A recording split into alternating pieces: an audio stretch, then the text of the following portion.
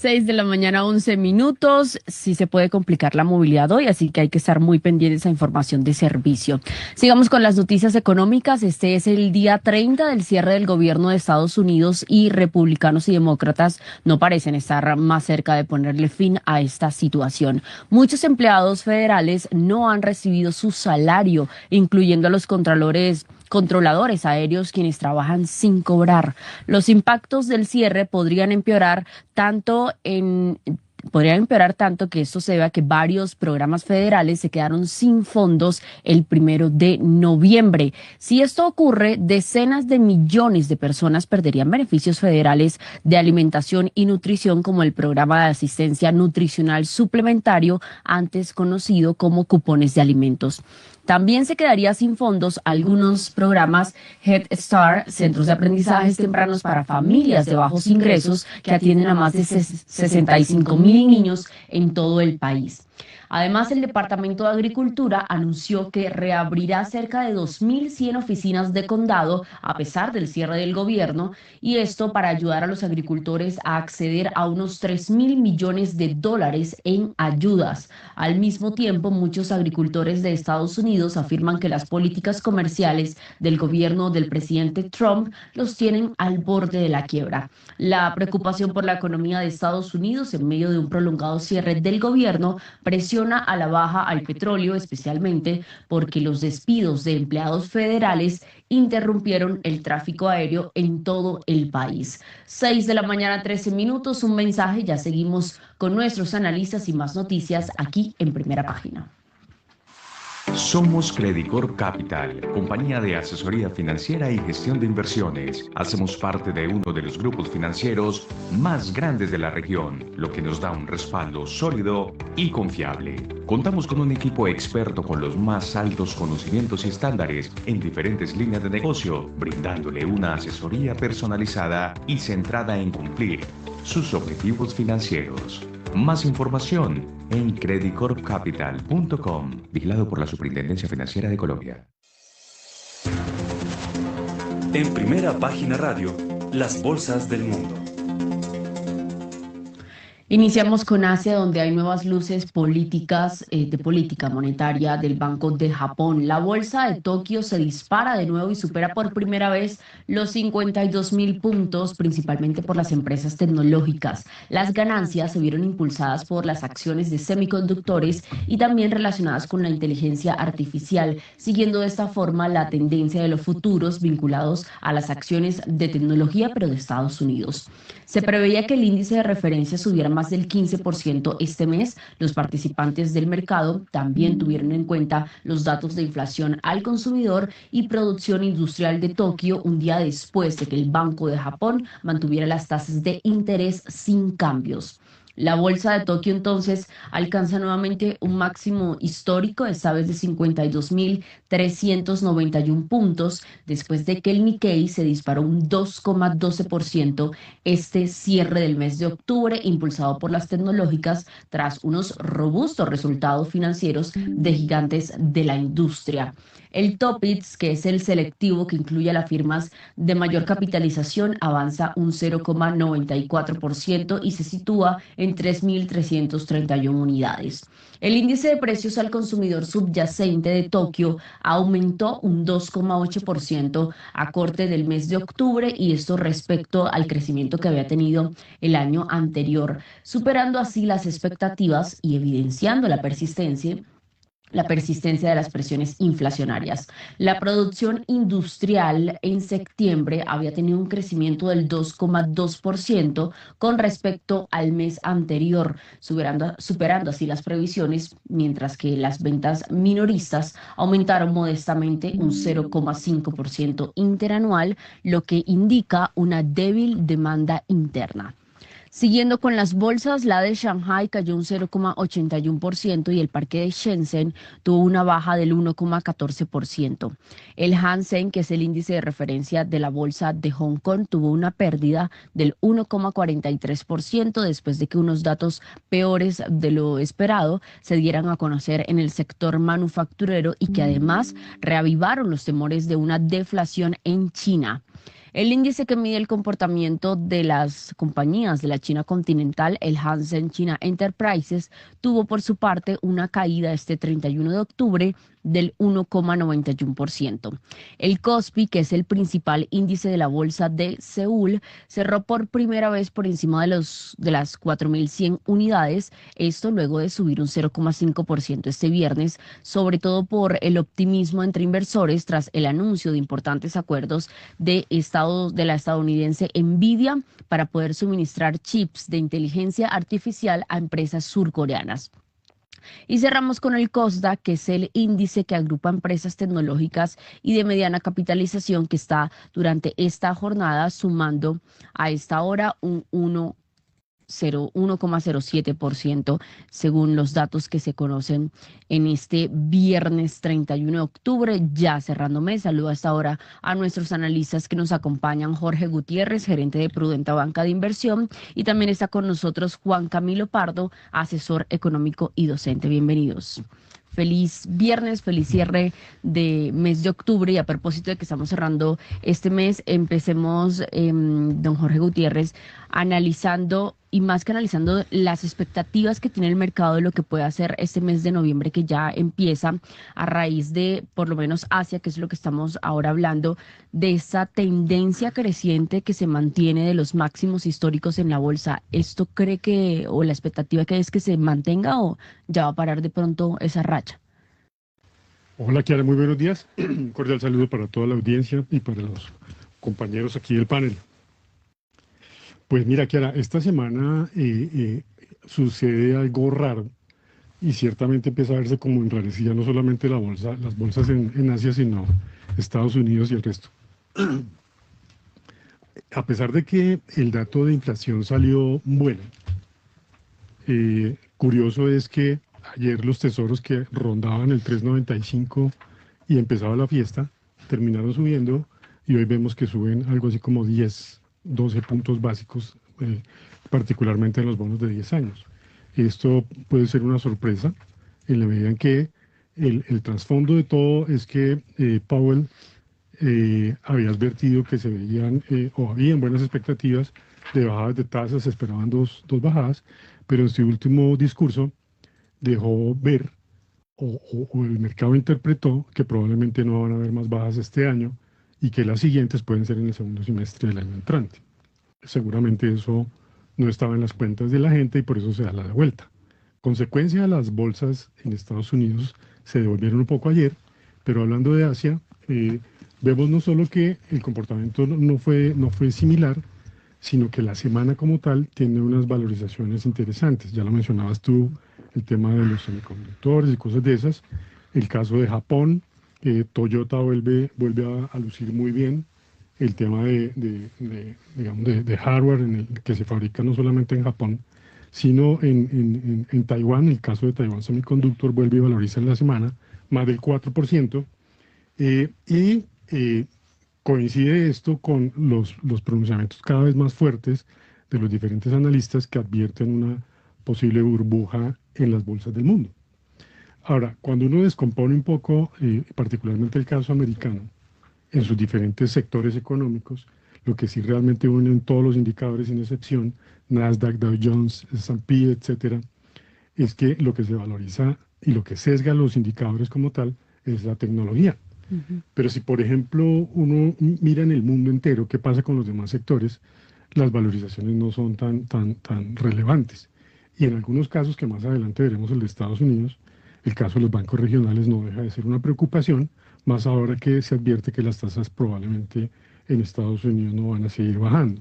Entonces, es importante, digamos, tener presente esto, no necesariamente porque la cosa se va a complicar, digamos, en todas las industrias o empresas del mundo, sino que probablemente hay que empezar a ser muy selectivo en las siguientes entradas a invertir, considerando que ciertamente las valorizaciones son exageradamente altas para la mayoría del sector tecnológico, tanto en software como en hardware, y nos hace recordar lo que vivimos en el segundo quinquenio de los años 90, en donde empezó a hablarse de una burbuja que realmente se materializó y generó unos estragos que probablemente la gente no recuerda hoy día.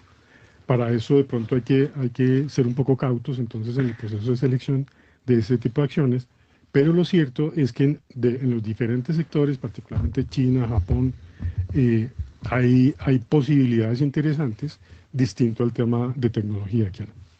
Bien, 6:21. Juan Camilo Pardo, ¿qué le deja a usted este cierre del mes de octubre en los mercados a nivel internacional y Asia puntualmente, que es el que estamos analizando hasta ahora? Bueno, Kiara, muy buenos días, Jorge, muy buenos días a todo el equipo de trabajo y por supuesto muy buenos días a todos los oyentes. Bueno, Kiara, en realidad yo soy un gran optimista frente a Asia, en especial lo concerniente a China y a India. Y creo que Rey Dalio ha sido quizás el exponente que me ha convencido a través de esto. Mira, Kiara, en este momento China gradúa 3 veces más población en habilidades STEM, es decir, ciencia, tecnología, ingeniería y matemáticas, que Estados Unidos. En este momento, la economía china está invirtiéndole fuertemente al tema tecnológico porque en este momento estamos evidentemente bajo una guerra tecnológica entre Estados Unidos y China. Durante los últimos 2000 años ha demostrado que cuando existe una puja por quién es la mayor potencia en el mundo, que en este momento Estados Unidos sigue siendo la mayor potencia, pero ya no es la potencia dominante, existen este tipo de guerras tecnológicas. Entonces China se dio cuenta después de la guerra, después de la crisis del año 2008, que es necesario desarrollar su industria tecnológica para dejar de ser dependiente o tan dependiente a la importación de tecnología por parte de Estados Unidos. Entonces, durante los últimos 10, 15 años, Xi Jinping ha venido desarrollando esta industria tecnológica de forma muy fuerte y eso es lo que se ha venido viendo. Hace 15 años, la industria, digamos, las empresas principales de China en cuanto a temas tecnológicos, ninguna estaba dentro del top 50 de las empresas más valiosas en el mundo. Hoy en día tú ya ves que existen más de 5. Entonces uno ve que va tomando cierta tendencia positiva. A inicios de los 2000, Estados Unidos, por ejemplo, representaba el 80% del comercio en Latinoamérica. Hoy China es el principal socio comercial de la mayoría de los países de Latinoamérica. Después de la crisis del año 2008, en donde esta guerra de poderes, por decirlo de cierta manera, empezó a coger una mayor tracción, China ha venido aumentando su presencia mediante la ruta de la franja en temas geopolíticos. Ahora es el principal aliado estratégico de muchos otros países, no solamente en Latinoamérica, sino en demás continentes. Mientras que Estados Unidos ha venido perdiendo esa participación y así yo podría continuar. En realidad, en este momento China es un activo bastante atractivo para invertir, para los inversionistas. Es una cultura en tema de inversión y en tema de ver la economía completamente diferente porque China es un capitalismo de Estado, mientras que Estados Unidos es el exponente máximo del capitalismo en el mundo. Sin embargo, nos hemos dado cuenta que este capitalismo de Estado, que parte de unas raíces, digamos, no me quería meter con esto, pero taoísmo, confucianismo, legalismo, muy diferentes a las de Estados Unidos, que son judeocristianas, etcétera, mucho más alrededor del individualismo del hombre, ha llevado a que claramente se vayan formando dos bloques y dos formas de ver la economía completamente diferentes. Pero hay algo importante, hoy China tiene un PIB que crece a tasas mucho más elevadas que las de Estados Unidos y en algún punto dado su crecimiento poblacional va a llegar a superarlo en PIB. Tiene prácticamente la misma cantidad de participación en el comercio internacional que Estados Unidos. También participa dentro del flujo de transacciones internacionales de forma muy importante. Entonces, en este momento estamos viviendo o estamos pasando por un rato que es muy relevante. China y Asia en general se vuelven muy importantes. Esto ya lo habíamos hablado con Héctor. Muy buenas noches, Héctor. Esto ya lo habíamos hablado con Héctor hace unas semanas. Patada en la espinilla.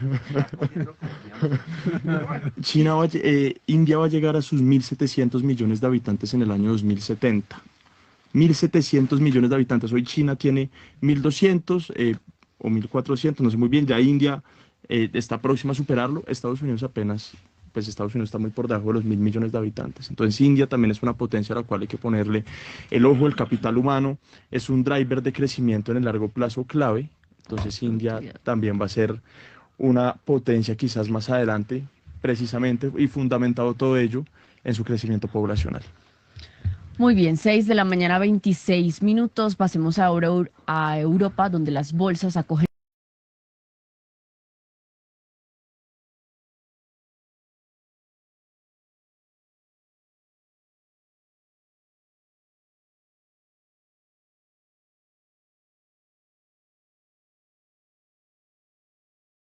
en septiembre. La variación mensual mostró un incremento del 0,3% tras un aumento del 0,5% del mes de septiembre. El precio medio de la vivienda entonces en Reino Unido se sitúa ahora en 272.226 libras esterlinas. Luego de que el Banco Central Europeo decidió mantener estable su tipo de interés clave por tercera reunión consecutiva, los mercados bursátiles europeos cotizan en rojo antes de los datos del IPC de la eurozona. La libra esterlina se continúa depreciando frente al dólar y el par libra dólar desciende un 0,03% frente al dólar hasta ubicarse en 1,31 unidades. El euro, por su parte, está cayendo a 1,15 dólares. Los datos mostraron que los precios del consumo, por ejemplo, de Francia, aumentaron ligeramente menos de lo que se estaba esperando en el mes de octubre, con una tasa de inflación que armoniza un poco la comparación con otros o se ajusta con la comparación de otros países de la eurozona de solo el 0,9% interanual en octubre. Así las cosas, con esos datos económicos y decisiones que se han dado a conocer en las últimas horas en Europa, les contamos entonces que la bolsa de Milán está cayendo un 0,05%, la de París baja un 0,033%, la de Frankfurt está a la baja un 0,48% y finalmente el IBEX 35, que es el principal índice de la bolsa de España, está a la baja un 0,32%. 6 de la mañana, 28 minutos, don Héctor. Doña Kiara, muy buenos días a don Juan Camilo, que ya me saludó, me puso los taches ahí de entrada. Bueno, tranquilos. El juego largo hay desquite. Hay desquite, sí. Bueno, don Jorge Gutiérrez, muy buenos días al equipo de producción y muy buenos días a todos nuestros oyentes. Bueno, entonces analicemos Europa porque por ahí tengo un pequeño comentario que hacer. Siga a ver, don Juan Camilo Pardo, el queridísimo Juan Camilo Pardo. Bueno, Héctor, Europa. Yo en realidad estoy bastante preocupado por Europa, Héctor. Y principalmente países relacionados con España, Francia, Italia, tienen una deuda como porcentaje de su PIB mayor al 100%. Y hay un gran problema, es que cuando un país no tiene la moneda de reserva en el mundo, difícilmente se puede dar ese lujo. Cuando un país tiene la moneda de reserva internacional, es una moneda ampliamente aceptada en la mayoría del comercio internacional, de las reservas de los bancos centrales. Pero tiene la segunda. ¿Cómo? Tiene la segunda moneda de reserva. Claro, sí, claro, pero de todos modos, si tú te fijas, el euro ha venido perdido en participación en el flujo de comercio internacional, en las reservas, en la deuda denominada en esa moneda. Y ahí hay un gran problema, es que cada vez los europeos menos pueden monetizar su deuda, y cada vez hay otras monedas que van cogiendo rumbo de forma muy importante, principalmente por lo que hablábamos ahorita, en Asia. Entonces, en este momento hay países europeos muy endeudados. Las economías, acá hay otro problema bien importante, es que cuando la deuda se invierta a tasas de rentabilidad que logran pagar esa deuda, no hay ningún problema. Y eso es lo que precisamente realizan las principales potencias a medida que se van desarrollando. Pero cuando una economía crece en torno al 1, 2% y la deuda crece a tasas más elevadas, eso según la teoría económica lleva a que si mis gastos o mi costo de endeudamiento va creciendo más que mis ingresos, esa deuda va tomando una senda de insostenibilidad fiscal. Eso parte de la teoría fiscal ortodoxa, por llamarlo de cierta manera. Y ahí es donde uno ve esas gráficas de Europa y la deuda va creciendo durante los últimos años a una tasa desde el año 2013, desde que ocurrió lo de Grecia, a una tasa insostenible, en una senda insostenible. Digamos que la pendiente es muy elevada. Pero a mí me dijeron en 2013 que era insostenible la deuda de Grecia, de España, de Italia y de Portugal, si no estoy mal, pero y hoy en día todos en promedio por debajo del 2%. Todos divinos, todos los papeles de esos países súper bien cotizados en bolsa, entonces yo no he podido entender eso. No, Héctor, es que ahí la pregunta del millón es el cuándo. O sea, el cómo se sabe, pero el cuándo nadie lo sabe. Digamos que uno siempre tiende a hablar sobre historia económica y uno a veces como economista cae en la falacia de que logra predecir los cisnes negros. Los que es un cisne negro, primero es un evento de gran magnitud, que es impredecible y que cuando uno lo mira en retrospectiva parece ser obvio. Pero en realidad al momento en el que está ocurriendo no es para nada obvio. ¿Un cisne negro es una toteada de burbuja? ¿O qué? Puede por serlo, ejemplo, sí, claro. Por ejemplo. De hecho fue la del 29 y la del 2008, ¿no?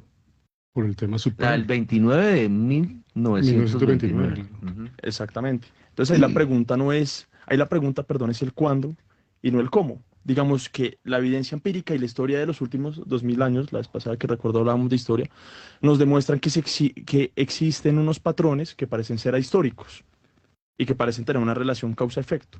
En este momento estamos atravesando por esa etapa, pero dado que vivimos en un periodo de tan corto tiempo, que nosotros contamos por años, pero es que esos patrones siguen ciclos de 150, 200 años, la pregunta es el cómo, puede ser en 5 años, puede ser en 10 años, pero el punto es que si seguimos bajo esa misma senda, en algún momento va a explotar. Pero Juan Camilo, yo tengo una pregunta. Comparto lo que acabas de decir. Sin embargo, cuando uno mira el entorno mundial, la situación es similar. Voy a hacer una referencia a la crisis del 2008. La crisis del 2008 fue tan severa que resultaron los mismos bancos sanos con la obligación de responder por los que estaban contaminados por la subprime, Correcto. porque de lo contrario se derrocaba, se caía el sistema económico mundial. ¿Sí? Entonces, cuando estamos compartiendo lo que mencionas, por supuesto, quizá, no sé si estamos compartiendo el punto, pero quizá la deuda más barata en el mundo es la europea, en cuestión de costo. La tasa de interés de la deuda europea en promedio no supera el 2%, y de pronto exagero. ¿Sí? Es una diferencia importante, por ejemplo, con los países emergentes en su mayoría en diferentes lugares del mundo, que eso es una cosa muy diferente. Pero hablando del porcentaje, la deuda como porcentaje del PIB, todos los países del mundo están, no hay nada cuál es el peor. ¿Sí? Entonces, en ese sentido, cuando todos estamos en el mismo problema, ¿sí? Si va a haber un problema, yo creo que el problema no es Europa. El problema es que el mundo entero tiene que resolver ese problema. ¿Qué opinas de eso? Sí, yo estoy completamente de acuerdo en este momento. Yo siempre repito esa frase acá. Nunca habíamos sido tan ricos, pero al mismo tiempo nunca habíamos estado tan endeudados. Nunca. Nunca antes en la historia desde que se tienen datos. Y lo que sí es cierto, digamos, Nassim Taleb es uno de los grandes exponentes que habla mucho de ese tema en el Cisne Negro. Y dice, la deuda representa fragilidad. La fragilidad uno la puede asociar como una porcelana. El momento en que esa deuda explote, la porcelana se rompe. Pero podemos todo el entrar en la mundo está mayor frágil. crisis. Entonces, Todo el el tema mundo. no es Europa, ni Estados Unidos, ni Latinoamérica, es el mundo. ¿Sí? Y ahí todos sabemos el origen. La pandemia, en donde no entiendo por qué razón los analistas no le dedican tiempo a esto, y es que la razón de la situación hoy día de deuda tiene que ver con la política de expansión monetaria del mundo. Claro. ¿Sí? Y el paso seguido era Pero no solamente fue por pandemia, venía... Del 2008 bueno, ya también. veníamos en problemas, Del pero unos 2008. niveles de expansión monetaria que fueron inéditos, Héctor. Y la Pero era consecuencia, que tocaba. claro, pero el punto era, Héctor, es decir, hay una frase en derecho que me fascina que aplica para todo, y es que en derecho las cosas se deshacen como se hacen. Entonces aquí, esa expansión monetaria debió deshacerse vía reducción de las hojas de balance de los bancos centrales del mundo, cosa que no se No hizo. se hizo. Y no se salva a nadie, Total. que es la explicación por la cual hoy todo el mundo está endeudado, feliz porque le compraron sus bonos. ¿Listo? Entonces, en una coyuntura, en una situación de estas, que ya pasa a ser estructural y no coyuntural, ya llevamos, desde la pandemia, llevamos casi 5 años. ¿Sí? Y estamos igual o peor, porque la gente sigue necesitando más deuda. Entonces, cuando todos estamos en problemados, cuando no es que uno esté envainado y el resto no, sí, es una situación muy distinta. Aquí entre todos tenemos que resolver el rollo. ¿Cómo se resuelve? Probablemente capitalizando los problemas, ¿sí? Que es, bueno, suena feo, pero probablemente donde los estados tienen que tomar participación de las empresas endeudadas, que eso es otra cosa. Hablamos de la deuda como entendiéndose que es pública, pero aquí hay de lado y lado. Sí. La deuda privada en el mundo es más o menos 50-60% de ese crecimiento de la deuda. Oiga, ¿no? Y uno remitiéndose al 2008 y basados en la famosa película que recoge históricamente el problema que se presentó. Oiga, les recomiendo una a propósito que me vi ayer. Se llama Bad News, Malas Noticias, por HBO.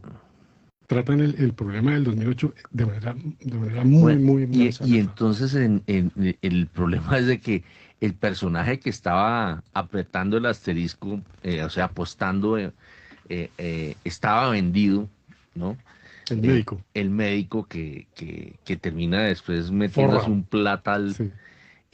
Pero el tipo, o sea, era tal la situación tan mala que le sorprendía que las calificadoras dijeran que la situación estaba bien y que los papeles eran AAA. O sea, para aceptar una situación de crisis, pasaron años. Y al final, pues obviamente que se da lo que se esperaba, que viene la totazón. pero ahí aguantaron, o sea, fueron tan capaces, o hubieran sido tan capaces de meter la mugre debajo de la alfombra y se hubiera prolongado un poco más, ¿no? Mire, ahí hay otra profunda lección, qué bueno que usted toca el tema, Héctor, que coincide un poco con lo que hemos criticado de la reciente operación de crédito público. Criticado positivamente, ¿de acuerdo? Porque el tema es que en ese momento, cuando empezó el tema de la burbuja subprime, una persona, bueno, y seguramente otros más, se dieron cuenta del verdadero problema, ¿cierto? Nadie le creyó. Las calificadoras ignoraron el tema y mire el pedo en que el rollo en que terminaron. El rollo en que terminaron, ¿sí? Aquí estamos viviendo, pues, guardadas las proporciones, algo similar. Porque aquí pocos entienden la situación de lo que está haciendo crédito público hoy día. Los que lo entendemos somos sujeto de ridiculización, porque queman tan exagerado que no sé qué cosas. Y me temo que ese problema, si no se le pone cuidado, va a ser grave. O sea, reducir de entrada la duración de la deuda es algo que va en contravía de cualquier principio técnico. Y dejo ahí.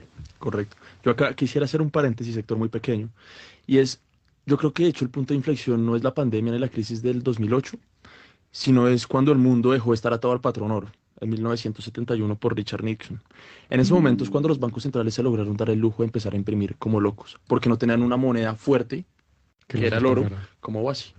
Y desde ese momento, si tú te fijas, la deuda, claro, en ese momento la deuda como porcentaje del PIB era muy reducida, pero empieza a tener una tendencia de crecimiento muy pronunciada, porque ya los bancos centrales, los gobiernos no están atados a un patrón, que es el oro en ese momento, que es un stock que no crece a un flujo tan elevado como si lo pueda hacer el papel moneda, y al momento de perder esa atadura, lo que dice el mundo es, listo, puedo empezar a imprimir, y si tú te fijas, si no estoy mal, el oro en 1971 se estaba cotizando $80 por onza.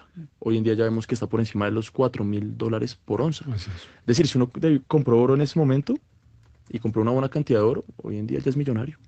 Sí, y seguramente si guarda va a ser más millonario. Más millonario aún, sí. Exactamente. En un contexto de alta deuda, estados que no son austeros, de hecho, estados que incluso quieren hacer expansión, medidas de liquidez para otorgar a toda la economía, el oro cada vez cobra una mayor relevancia. Ahí hay un contrasentido, entre otras cosas, ¿no? Fíjese que una de las fórmulas que utilizó Bernanke en la crisis del 2008 fue que a pesar de que la cosa estaba tan grave, el punto crítico, que terminó siendo el punto de solución, era volverle al plata al americano para que consumiera, ¿sí? Y toda la política de salvamento se centró en eso, en aprobar, creo que fueron $700 mil millones que aprobaron para darle a los bancos sanos, ¿sí? Para que expandieran mediante crédito la economía y rescatar no solamente la industria bancaria, sino la contaminación que se empezaba a generar en las demás empresas, ¿sí? Y eso lo lograron vía consumo, ¿sí? A través de las operaciones. Aquí nos hablan, pues como había llegado bien temprano don Juan Camilo Pardo, nos dicen que al comienzo del programa citamos al médico Michael Burry. No sé. Sí, claro. Cuando Marisa estaba transmitiendo, citaron que el señor estaba hablando, advirtiendo una nueva Don burbuja. Rolando tiene aquí preguntas sobre el tema de burbujas. A ver, ¿qué está preguntando? Dice que si en Rolando caso de Varela? burbuja de precios de las acciones, pregunta que si los precios de todas maneras van a estar respaldados por los buenos resultados que tendrán las compañías al finalizar este 2025, o sea, en caso de que haya una burbuja de claro, precios. sin duda sí, pero el tema es decir, cuando se estalla una burbuja, lleva a todo el mundo, ¿sí? Porque como yo pienso, la burbuja, si es que hay burbuja, que tiene serias dudas como en el 95 al 2000, ¿sí? Es si hay burbuja o no, ¿cierto? Donde sí es claro que probablemente hay una burbuja es en el tema tecnológico. Y podemos hablar de otros temas de filosofía, de estos expertos de tecnología, que dicen que, entre otras cosas, la inteligencia artificial no es otra cosa a hoy día que mejorar los buscadores en el sistema de Internet, ¿cierto? Cosa que significa que inteligencia artificial no habría como debería ser. Eso querría decir también que estamos empezando, ¿sí? Entonces, claro, si los resultados son buenos, soportan en buena parte, pero el problema es que no todo el mundo tiene la misma solvencia o los mismos resultados económicos. Entonces, ahí es donde se empiezan a presentar los problemas que no sabemos de qué magnitud son. Yo acá quisiera hablar sobre las burbujas. Pues yo he Pero trabajado estamos como para documentos alargados. en el Estamos tema. como alargados. Bueno, 30 segunditos. Es que es importante definir esto. ¿Qué es una burbuja? porque uno piensa en una burbuja que es la inflada en el precio de los activos y demás. Pero en realidad, cuando uno se fija al momento de calcular una burbuja, uno tiene que comparar dos cosas: el precio observado en el mercado y su valor fundamental. Yo acá no me quiero meter en teoría, pero la diferencia Sí, entre por favor. la diferencia entre esos dos forma un residuo, un error. Y cuando uno quiere calcular una burbuja, uno tiene que evaluar sobre ese error qué tan fuerte crece o qué tan fuerte no crece. Entonces, generalmente cuando uno ve un episodio de burbuja, lo que uno ve es que básicamente si el precio está muy por encima del valor del activo, al momento de estallarse esa burbuja, lo que pasa con ese precio es que se devuelve directamente al valor del activo, al valor fundamental, mejor dicho. Entonces, por eso es que los precios corrigen, pero dado tu pregunta de si los precios van a corregir muchísimo, si eso está fundamentado precisamente por la estabilidad financiera de las empresas, la respuesta es: eso debería corregir tanto hasta llegar a su valor fundamental. Si los precios están demasiado elevados, pues van a corregir mucho. Si los precios no están tan elevados, Llegó 30 van a corregir, segundos. pero no tanto. Bueno, muy bien, 6:42. Vámonos con Latinoamérica. Las bolsas latinoamericanas en Primera Página Radio. Las operaciones de Wall Street finalizaron con retornos negativos a pesar de la tregua arancelaria entre China y Estados Unidos, ya que los inversionistas estuvieron asimilando informes trimestrales de grandes tecnológicas que resultaron mixtos. El Nasdaq bajó un 1,57%, el Standard & Poor's 500 se dio un 0,99% y el Dow Jones bajó un 0,23%. En Latinoamérica, el índice Merval de la Bolsa de Comercio de Buenos Aires se devolvió un 0,30%, el índice Ibovespa de Sao Paulo tuvo una ganancia al cierre este jueves del 0,10%. Hubo pérdida del 0,73% para el IPC de la Bolsa de México y en Colombia la misma tendencia de retroceso del 0,15% para el MSCI Colcap en la Bolsa de Valores.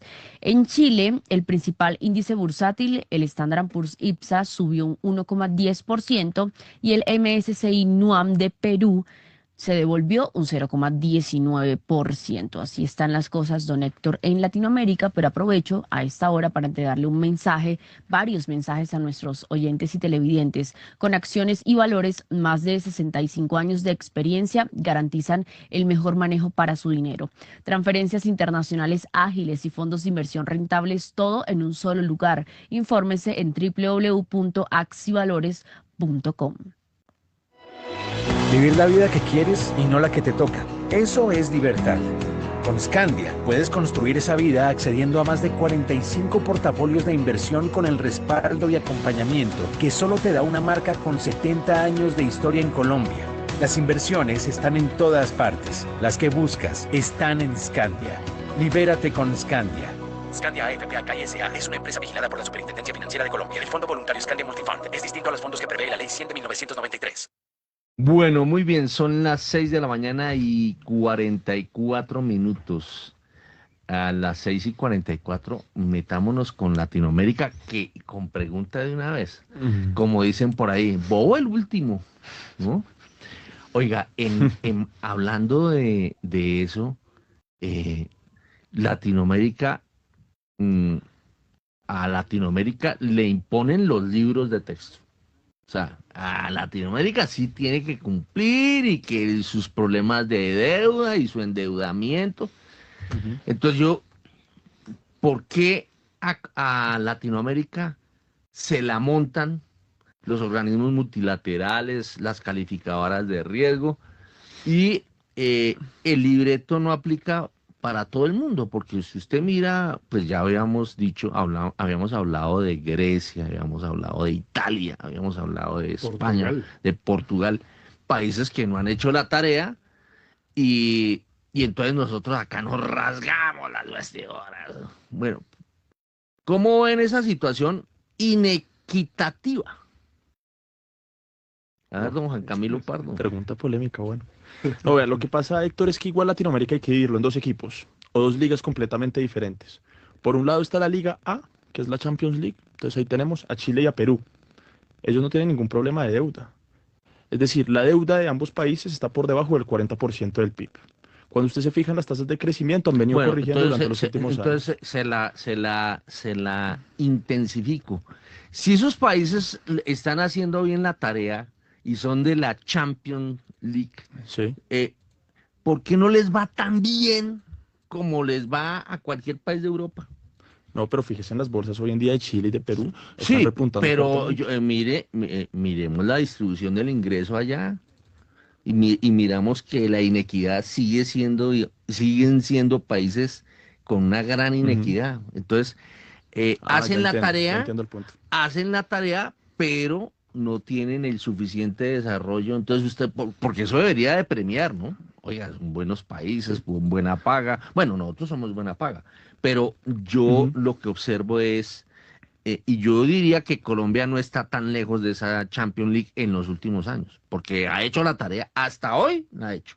Es más, nunca se ha salido del margen. Desde 1921 Colombia no se sale del margen. Estamos de acuerdo que Colombia es una economía estable. Desde 1921 es el país que menos recesiones ha tenido en la región. Nunca ha tenido un episodio de hiperinflación y la primera crisis fiscal que tuvo Colombia fue este año. Ujú. Entonces sí es cierto que Colombia ha sido muy estable. Héctor, este es un tema muy estudiado dentro del mundo de la economía. ¿Cómo se define el crecimiento económico de un país? Capital humano, llamémoslo horas trabajadas, trabajo. Capital físico, llamémoslo infraestructura, inversión en maquinaria y equipo. Y productividad, llamémoslo innovación y tecnología. ¿Qué es lo que ha venido ocurriendo con Estados Unidos en los últimos años? Cuando usted compara la región, Latinoamérica, contra Europa, contra Estados Unidos, contra Asia, ha crecido menos en esos tres componentes que los demás continentes. Es decir, en términos relativos, Latinoamérica ha permanecido estancado en las últimas décadas. Eso no es algo nuevo, ¿sí? ¿Por qué? Veamos primero los años de educación y la calidad en la educación. Latinoamérica se encuentra por debajo del promedio de la OCDE. Le quedan 30 segundos. Listo.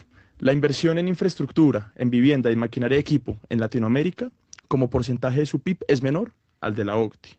La cantidad de programadores que hoy en día gradúa Latinoamérica tiene una brecha gigante. Digamos, en Colombia es de 100.000 programadores, es decir, mientras las empresas están exigiendo y están requiriendo, están demandando, mejor dicho, habilidades en cuanto a programación, hoy la brecha es de 100.000 programadores, mientras que en la OCDE y en los países desarrollados eso no ocurre. Vámonos con productividad. Vea esta cifra. En Colombia, la productividad, sí, la productividad total de los factores, hoy es la misma que en 1990. Nosotros no hemos aumentado en cuanto a productividad. Un país no logra ser rico si no aumenta su productividad. Fíjese usted en los tigres asiáticos. En los 60s, en los 70s y en parte de los 80s, con China en los 90s, lograron desarrollar una industria alrededor de la productividad gigantesca. Y por eso es que hoy son países desarrollados, lo que es Taiwán, Singapur y Corea del Sur. Entonces, en realidad es porque esos componentes detrás del crecimiento económico de largo plazo no se han logrado desarrollar en la región. De ahí va la Don Jorge respuesta. Gutiérrez. Mire, Héctor, digamos, uno extraña mucho que la teoría económica, como usted muchas veces lo ha sostenido, de alguna forma sea anacrónica, ¿cierto? Todavía seguimos estudiando a Samuelson en economía cuando es una Increíble, cosa ¿no? que tiene vainas que hoy día no funcionan, ¿sí? Entonces, a mí me parece que la teoría económica debería valorar y ponderar mucho mejor todo el tema del comportamiento de los mercados, ¿cierto? Porque al final, el elemento crítico para el desarrollo de un país está clarísimo que es el desarrollo de sus mercados de valores. Si usted pone a ver Latinoamérica, ¿sí? Solamente hay un país que tiene un modelo de mercado de capitales relativamente desarrollado y no mucho, que es Brasil. Pero si usted pone a mirar el resto, no hay ninguno. Son mercados de capitales muy pequeños, demasiado sobreregulados para mi gusto. Colombia es un ejemplo clarísimo de eso. Este mercado no funciona por sobreregulación, ¿cierto? Y por otro lado, Pues sin sobreregulación, ha habido 4 crisis financieras bravas, ¿no? sí, pero probablemente la causa de ello es la misma sobreregulación y lo voy a decir por qué, Héctor. Mm. Porque el elemento crítico en los mercados de capitales es la liquidez. Y aquí Leighton bueno, y personalmente he hecho críticas a ese tema, que es ridículo ver los valores que se transan en una bolsa como la nuestra, con un país de la calidad económica que usted ha ponderado, y muchos ponderamos que realmente es sobresaliente. Entonces la pregunta es, ¿por qué un tamaño de mercado tan pequeño para un país que tiene cosas, digamos, muy, muy valiosas? Y si uno se va para Chile, la misma vaina. Total. Perú, ni qué decir, Perú es ridículamente pequeño. ¿cierto? La bolsa está llegando a los niveles de hace 15 Sí, años. pero ¿en qué volúmenes se ¿Sí? transa, Héctor? Bueno, por eso, hace 15 años esos volúmenes eran más apreciados. Sí, Y, y bueno, claro, y por ese, pero y exacto, por, mire, y ese es por, ese es el mejor punto que usted ha comentado, Héctor. Hace esos años que usted menciona, dígame a cómo estaban los títulos de 10 años TES, por ejemplo. Llegamos a ver aquí títulos por debajo del 7% a 10 años, ¿cierto? Y los volúmenes transados eran billonarios, pero no solamente la renta fija, sino la renta variable y la renta privada. pero hubo la crisis. ¿De acuerdo? Listo, pero le voy a poner un solo ejemplo. El brillante Inclusive, ministro de Hacienda, perdóneme, inclusive le quiero decir que el modelo digamos, de la forma de como Colombia salió de la crisis del UPAC ujú, fue copiado. ¿Cómo o sea, seríamos de ¿nos mal? copiaron o nosotros copiamos? Nos copiaron. Pero Tema. ese me parece que, para mi gusto, es de las mejores, digamos, de la mejor calidad de decisiones que se tomó en su momento. Oportunas, Por acertadas, eso. y hoy día tenemos un mercado en el tema hipotecario bastante sostenible, diría yo. ¿Cierto? Pero entonces yo le digo una cosa, Héctor. Para solucionar el problema de Interbolsa, por ejemplo, entonces una decisión aparentemente brillante, cosa que no comparto, es que cogieron y le multiplicaron casi de por dos la exigencia de patrimonio líquido a las compañías de bolsa, ¿cierto? Cuando realmente las compañías de bolsa ni prestan plata ni toman plata prestada. Todos los títulos de valores son de terceros. Pero hacían algo parecido. Bueno, no importa, pero el punto es, volviendo a la pregunta que usted me dice, ¿por qué nos discriminan? Yo diría, porque la liquidez de nuestros mercados es muy pobre, Héctor. ¿Sí? Y yo ahí quisiera agregar 2 puntos, Héctor. Fíjese usted en Colombia, la tasa de impuesto de renta corporativo, 35%, la más alta de toda la OCDE. Nosotros no nos podemos dar ese lujo, somos una economía de ingreso medio. Tenemos un mercado laboral que cada vez es más rígido. Cada vez los costos para los empresarios son mayores. Los costos no laborales, los costos laborales no salariales en Colombia, 52%. Alguien que quiera venir a montar empresa acá no lo puede hacer. La capitalización, a propósito de lo que Jorge dice, la capitalización bursátil del mercado colombiano está por debajo del 35%. En un país como Estados Unidos excede el 100% del PIB. Entonces, en realidad, tampoco es que nosotros nos ayudemos en términos de vamos a aumentar nuestra productividad, vamos a aumentar nuestro crecimiento, ¿no? 6:54, no me convencieron, pero bueno, no importa. 6:54. Escuchamos tu postura. No, yo ya la dije, ya la Usted dije. hizo la pregunta. Sí, estoy de acuerdo. Pero ¿cuál es la postura? No, la postura es que no es lo que ustedes están diciendo. Entonces, ¿qué es? No sé qué es, por eso les pregunto a los especialistas. Pero decimos nuestra postura y no sirve. No, pero ¿cómo hacemos si usted le echa la culpa es que al exceso de precisamente De regulación. un problema que tuvo Estados Unidos con la crisis subprime es que no había exceso de regulación. 6:54. Bueno, a las 6:54. Oiga, yo quiero hacer un comentario antes de avanzar. Y es que, bueno, en Colombia o en Bogotá se está llevando a cabo una cumbre sobre la cumbre mundial de las ciudades, sí. Entonces se está llevando desde ayer y hoy, el Día Mundial de las Ciudades Inteligentes, que se está llevando desde ayer y hoy. Bueno, a mí se me hace buenísimo el acto, yo estuve allá, bien. Oiga, pero tenemos un lío en Bogotá que me llama mucho la atención. Me sentí ayer como hace más o menos unos 25, 30 años en el tratamiento que le dan a los periodistas. Yo hacía años no sentía eso. Y es una cultura que hay en Bogotá. O sea, las fuentes en Bogotá maltratan al periodista que cubre que cubre Bogotá. Ayer, por ejemplo, estuve allá y a los periodistas, mientras había un gran almuerzo, a los periodistas les dieron un lunch, un sándwich. O sea, a mí, yo hacía tiempo no veía eso. Yo me acuerdo que cuando arranqué en el siglo, hace muchos años, me tocó cubrir, me llegó una invitación del Partido Conservador diciendo que había un almuerzo porque había un encuentro pues político del Partido Conservador. Yo trabajaba en un periódico conservador, como era El Siglo, hoy se llama Nuevo Siglo. El director era Gabriel Melo Guevara. Entonces, y yo era un peladito, y yo llegué al evento, y entonces pues las mesas servidas, todas con vajillas, no sé qué, y los periodistas, había una mesa arrinconada, y además decía prensa, y eran sándwiches de jamón y queso, Mortadela. yo creo que era mortadela. Y yo les dije a los periodistas, les dije, les va a quien coja un sándwich de esos. Y no, esto no podemos dejarnos maltratar así. Y yo me fui a donde Gabriel Melo Guevara y le dije, oígame, doctor Gabriel Melo, aquí dice la invitación al almuerzo, mire lo que nos están dando. Él era el director del Siglo. Gabriel Melo entendió la situación y ordenaron a armar una mesa decente para los periodistas. Pero usted lo ve en Bogotá, o sea, yo veo hay una rueda de prensa o hay algo, o sea, mejor dicho, es más fácil hoy en día hablar con Petro que hablar con el alcalde Galán.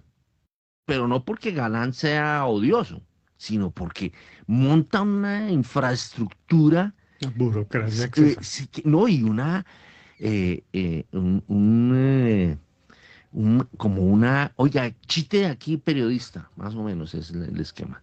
La verdad, y no es solamente por el evento de ayer, es que hay una cultura de un tratamiento de verdad poco elegante y poco sensato con los periodistas. Yo no sé qué les pasa a los periodistas de Bogotá, pero yo observo en los pocos eventos o a los pocos eventos que voy, en donde está de por medio instituciones de Bogotá, es que de verdad me hacen sentir como hace unos 25, 30 años como periodista. O sea, es mal.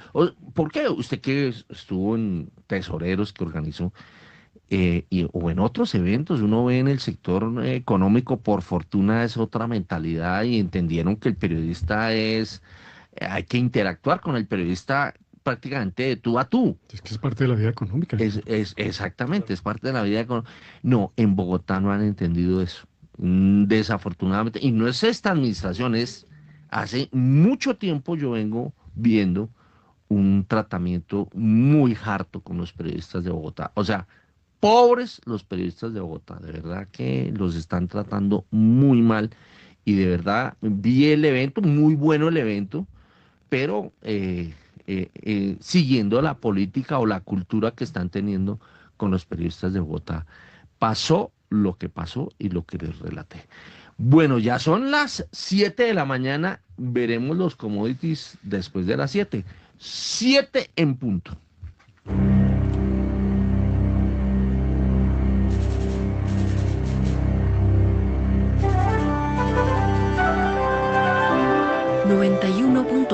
Javeriana Estéreo, Bogotá.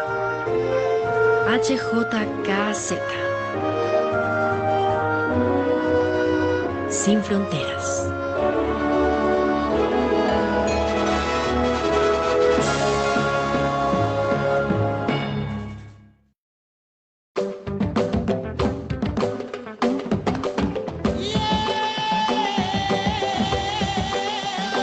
Desde Senegal hasta Australia.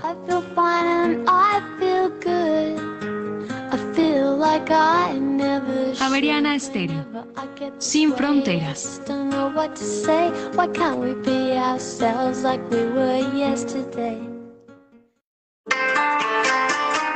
Aquí Asia. Su magia, su cultura y la importancia de su economía en el mundo hoy. Voces y sonidos del continente más extenso y poblado de la Tierra en Aquí Asia. Los sábados a las 9 de la mañana. Dirige y conduce Rosa Cárdenas.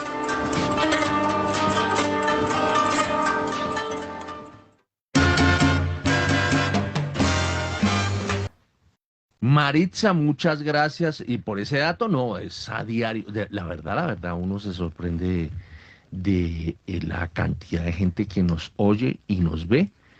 Como decía el eslogan de Todelar, nos oyen y nos creen.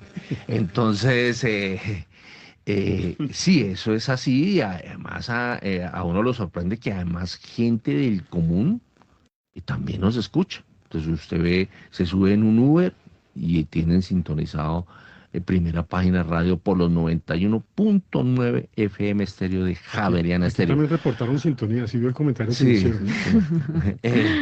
Oiga, hay una cosa que hace poco hablé con David Vega, que es el jefe de comunicaciones de Claro, a quien le mando un gran saludo. David Vega me contaba que quienes tengan Claro Hogar y estén por fuera, ellos pueden conectarse en su celular con Claro Video y pueden vernos desde su celular, en cualquier lugar donde estén, pueden ver el programa de Primera Página Radio a través de este mecanismo de Claro Video. Pero hay que estar con Claro Hogar para poder tener acceso a Claro Video. Pero bueno, es otra forma de podernos ver si están movilizándose o si están pues por allá paseando, como usted acostumbra todos los viernes se va de paseo. Entonces a las 7:14, bueno, nos faltan los commodities. Vámonos a los commodities. Los precios de los commodities en Primera Página Radio.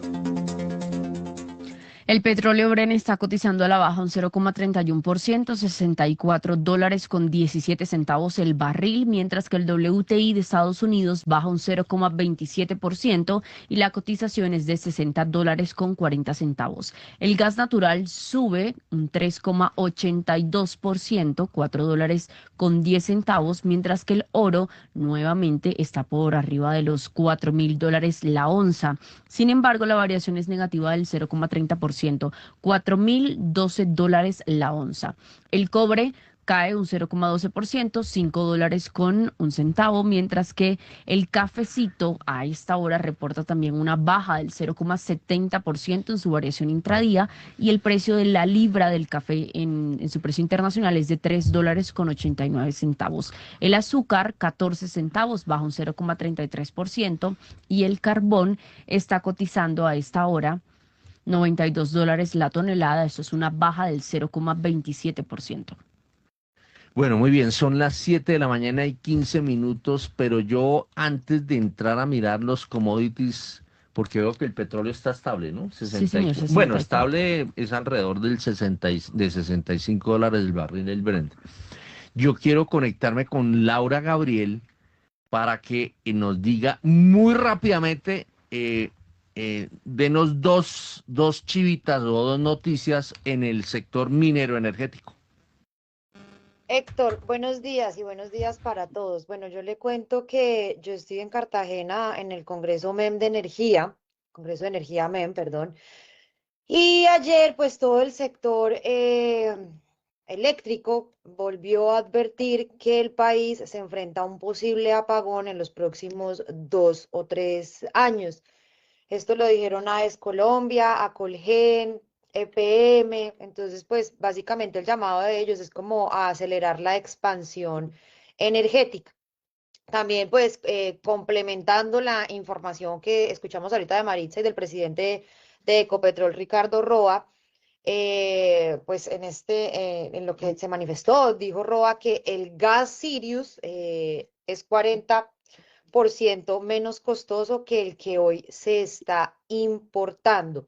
Y también acá en el Congreso, pues acá de Cartagena, el gerente de generación de energía de EPM, Alberto Mejía, advirtió que si el fenómeno del Niño llega antes del 2027, pues el sistema eléctrico enfrentaría un reto pues muy grande, ya que Hidroituango no está completo y pues se prevé que entre en operación en este año, en el 2027. Pero pues si llega antes, pues se corre un riesgo muy alto, Héctor. Óigame, usted habló de gas Sirius. ¿Qué es gas Sirius? Sirius, lo que pasa es que desde Ecopetrol y Petrobras, ellos tienen en el campo, en la costa del Caribe, ¿sí?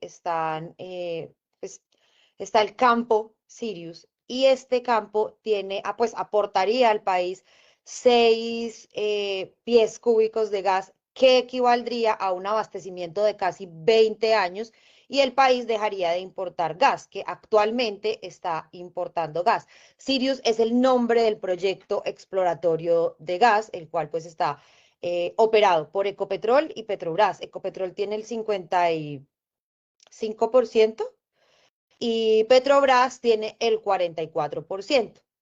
Y pues lo que se conoció el día de ayer es que estas dos compañías van a firmar el 12 de diciembre el contrato para comercializar el gas de este pozo, el cual ellos aseguran que pues obviamente el costo es 40% menos, lo que significaría en una reducción de costos pues para todos los colombianos, teniendo en cuenta que actualmente se está pues trayendo gas. Muy bien, son las 7 de la mañana y 19 minutos, a las 7:19. A ver, don Juan Camilo Pardo, ahí estamos oyendo anuncios en materia de gas, vemos que el petróleo está relativamente estable en 64 algo, ¿64 qué? Doña Kiara. El gas en estos momentos, No, el petróleo. al Brent, $64.17. Bueno. Esto es una baja del 0,31. A ver, don Juan Camilo Pardo, ¿cómo está viendo la cosa? Bueno, Héctor, en este momento estamos pasando por un boom de commodities, pero el que se está quedando atrás es el petróleo. Estos representan buenas y malas noticias. Entonces, por un lado vemos que el oro alcanza máximos históricos, la plata también, el café está en un boom, el cobre también, el azúcar también, y así podemos seguir con los demás commodities. ¿Por qué no se generan presiones inflacionarias si estamos en un boom de commodities? Porque el que se está quedando atrás es el petróleo. El petróleo aún sigue por debajo de los $70 por barril.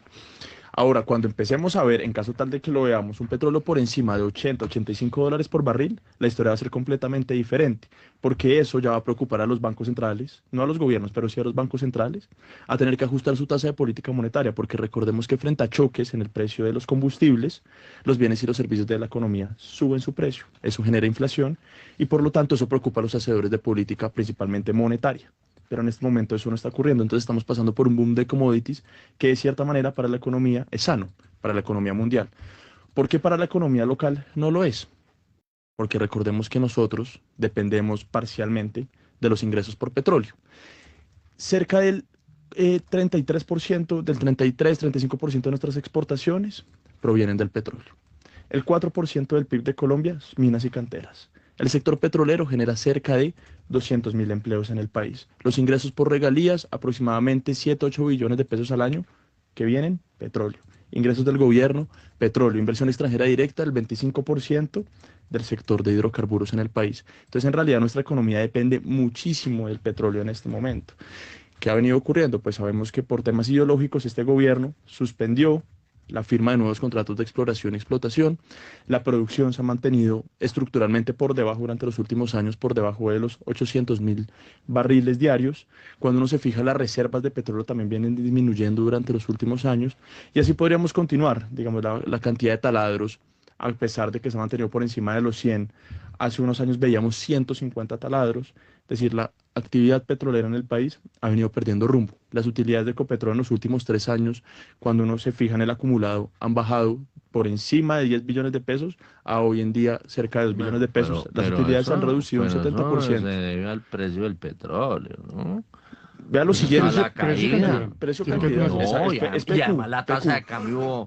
Sí, ha claro, sí, retrocedido. claro. O sea, De hecho, eso lo iba a complementar con algo. Y es que, claro, muchos dicen, listo, eso es debido a la baja en el precio del petróleo. Es más, yo voy a decir una cosa. Yo siento que con la política ideológica que tiene este gobierno, antes, mejor dicho, yo creo que... Nos está yendo súper. Nos está yendo bien, o a Ecopetrol no le está yendo tan mal como podría haberle estado yendo. De hecho, eso lo iba a complementar, porque claro, lo que muchos argumentan es que es debido a la baja del precio del petróleo en el mundo, la tasa de cambio, etcétera, etcétera. Pero cuando usted se fija en la bolsa, Ecopetrol, dentro de las principales petroleras en el mundo, cuando nos comparamos contra ellas, ha sido la única que entre el 2022 y el 2025 ha perdido valor en el mercado accionario. todas las demás han ganado. Entonces los inversionistas, sí es cierto que nos castigan más. No, nos han Nos castigado castigan más. por el tema ideológico del presidente que está toda hora dando señales. El presidente de la República está dando señales de encogernos en eso. Pero No, le ha tocado, yo creo que a la administración de Ecopetrol hacerle como dicen, dribbling, sí, hacerse, porque pues, o sea, se moriría la compañía, ¿no? No, claro. Pero vea, yo la vez pasada estaba viendo, este ha sido el gobierno en donde más vicepresidencias han cambiado en Ecopetrol. Gente que venía de años y años y años de experiencia en el sector, cambios incluso del personal responde en buena medida. O sea, yo no me imagino cómo será la repartición o la incidencia que puede tener este gobierno en el tema burocrático de Ecopetrol, ¿no? Sí, pero eso a nivel empresarial tiene un costo altísimo. Gobierno corporativo. No solamente eso, o sea, el costo de la pérdida de la curva de aprendizaje. Exacto, sí. Y vaya, reponga usted eso. Eso se demora años. ¿Sí? No, eso es verdad. Vuelvo y repito. Antes, mejor dicho, antes... Sí, entiendo el punto, de acuerdo. Antes la estamos sacando barata. La estamos sacando barata, sí. 7:24. Algo por añadir, Laura, que no la veo. Ya se fue. Ya se fue Laura Gabriel. Bueno, entonces... ¿Puedes decir algo del oro? Sí, yo quería preguntar por el oro. Sí, señor, ya le tengo el datico del oro. Deme un segundito. El oro en estos momentos está en $4,024. Bueno, ya se ha apachurrado, ¿no? Porque estaba en $4,300 la onza. Bueno, a ver, ¿qué quiere decir sobre el oro? No, pues la valorización del oro es impresionantemente buena, pero me parece que, digamos, el mismo comportamiento de precios va mandando información. O sea, si el trasfondo de ese rally es la compra de los bancos centrales en el mundo, que tiene mucho de lógica, ¿cierto? Los bancos centrales del mundo, o más bien los bancos centrales no suelen especular. Compran posiciones direccionales que deshacen N años después. ¿Eso qué quiere decir? El petróleo hasta la semana antepasada llegó a subir hasta $4,400 la onza. Se nos baja el 10% hoy, ¿cierto? Eso de alguna forma manda la señal de que el mercado del oro está empezando a ser en buena proporción especulado, ¿cierto? Eso no quiere decir que la tendencia no siga, pero tampoco quiere decir que vaya a bajar. Listo. Lo que sucede es que probablemente el comportamiento del precio del oro va a empezar a ser muy volátil cuando los especuladores empiezan a participar de este mercado. Entonces, seguramente habrán más valorizaciones, hay que mirar, digamos, herramientas de carácter técnico, pero lo cierto es que probablemente la consistencia de la subida empieza a quedar en tela de juicio. ¿Por qué? Porque cuando entran los especuladores, ellos entran, toman sus ganancias y eso le genera volatilidades adicionales a un activo, al precio de un activo. Cuando se pasa en plural, y cuando se conjuga el plural de habrá, se siguen diciendo habrá, ¿no? Como fue la frase que usted dijo ahorita, entre más haya, no sé qué, habrá. Ah, bueno. O sea, no, el comentario del cliente que me acaba de hacer un comentario acá, más ese comentario me dejan bastante deprimido para el fin de semana. Bueno, les quiero decir que faltan para el Mundial de Fútbol 224 días para el Mundial de Fútbol que se llevará a cabo en Estados Unidos, Canadá y México. Y el otro dato es que faltan 281 días. Bueno. No. Cierren el micrófono acá este joven. 281 días. Óigame, bueno, don Juan Esteban Carreño, ya que lo veo sonriendo ahí, ¿cómo está viendo el oro y su relación con los tesoros de los Estados Unidos? Hola Héctor, muy buenos días. Saludos a todos los oyentes. De Sura Investment.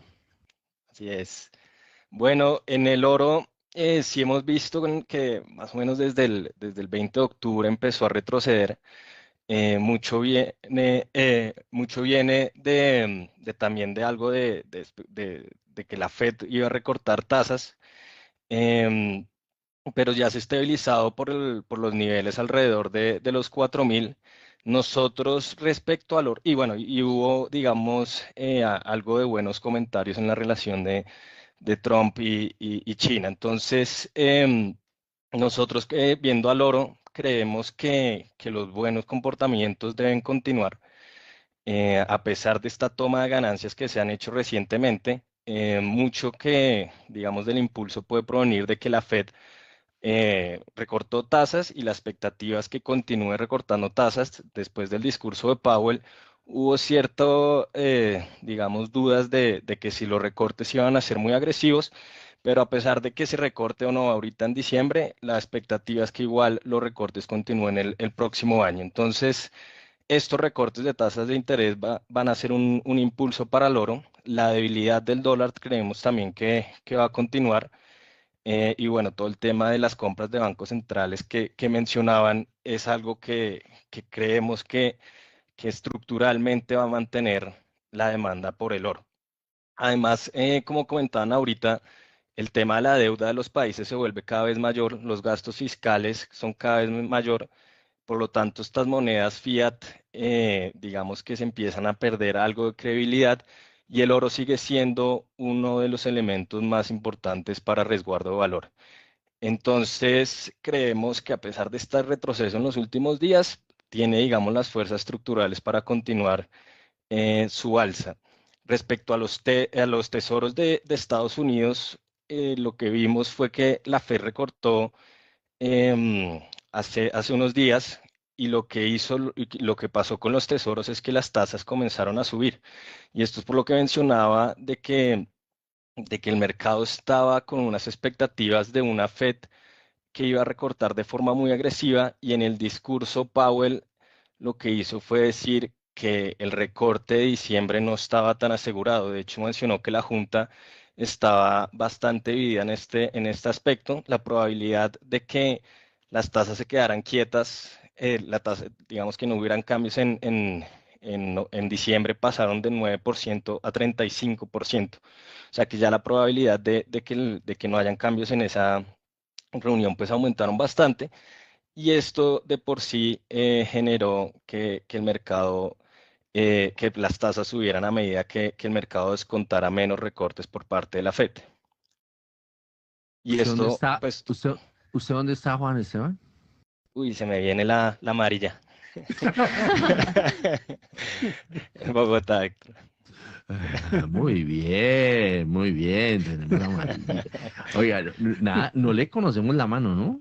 No, ¿En sí, desayuno? sí, sí, Claro, claro. una vez. Ah, Una bueno, vez en pues se 10 años. se salvó. Bueno. Una vez en 10 años, o sea, porcentualmente estamos graves.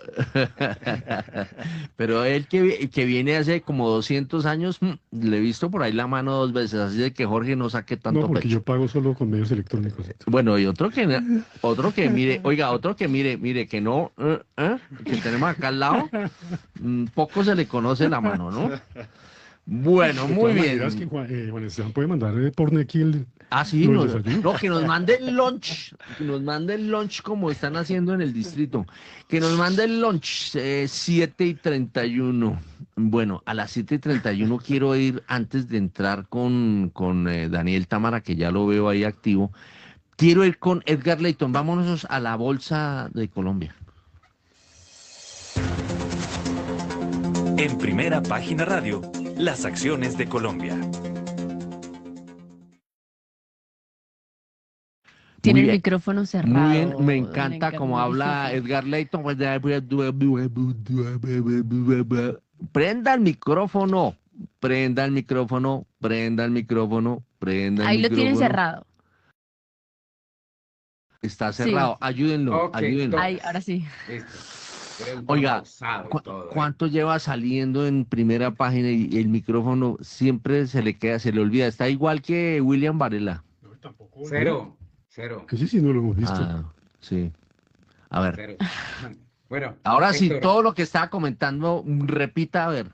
Héctor, el índice MSCI Colcap en la más reciente jornada retrocedió 0,15%, 1990,74 unidades. Montos, llevamos 2 jornadas con montos relativamente bonitos. Preferencial Cibes 26.000 millones de pesos y Colcap 19.920 mil millones de pesos. Ecopetrol 14.800 millones de pesos y de ahí para abajo Preferencial Grupo Suras y Cibes y las demás con menos de 7.500 millones de pesos. Al alza, Nutresa, que está marcando precios, pero insisto, para los oyentes, ya está marcando precio con volúmenes muy pequeños, 200, 300, 400, 500 millones de pesos que se transan y marca precio. Está repuntando 9,88%, 283.500 pesos. Recordamos que recientemente hubo una operación en la que se pretendía comprar acciones o recomprar acciones, una OPA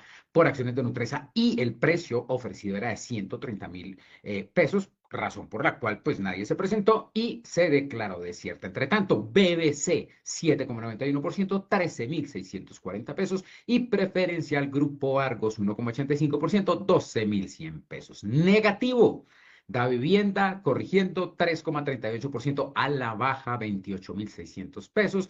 Da Vivienda, Grupo Da Vivienda, ojo, está en proceso de colocación de acciones y Da Vivienda Colombia en proceso de colocación de títulos. Por otra parte, Grupo Bolívar retrocede 2,04%, 84.440 pesos y con concreto disminuye 1,37%, 432 pesos. Mercado Global Colombiano. Ese 84.000 es que está disminuyendo o es el nivel de la acción. No, está disminuyendo 2,04% Grupo Bolívar a 84.400 pesos. Bueno. ¿Y el que me dijo después cuál fue? El de con concreto retrocede, disminuye 1,37% a 432 pesos. Bueno, muy bien. Le cuento, Mercado Global Colombiano, las tecnológicas están marcando punta o están marcando montos o moviéndose bastante en la plaza bursátil local. Mercado Global Colombiano, Meta, Google, Nu, están moviendo Meta 12.000 millones de pesos. Google, 2.900 millones de pesos. Nu, 2.300 millones de pesos. Está moviendo el mercado global colombiano. Héctor, usted me dirá si seguimos con las de bolsa, que también hay importantes. Bueno, le voy a dar la opción de que me escoja 3 en orden de importancia. A ver. Pues es que hay muchas. Primero. Bueno, por eso, escoja 3. Listo, entonces el martes 25 de noviembre. La Junta Extraordinaria de Accionistas de VAC Holding Internacional, esto es Grupo Aval, aprobará la compra de Multifinancial Group por parte de la filial de BIC. Interconexión Eléctrica dice que no ha realizado ningún acuerdo relacionado con la reactivación de la interconexión eléctrica de Venezuela. A septiembre de 2025, Grupo Nutresa reportó ventas por 15,3 billones de pesos, un crecimiento del 13,3% y una utilidad neta de 963.000 millones de pesos, subida de, ojo, 66,9% a septiembre.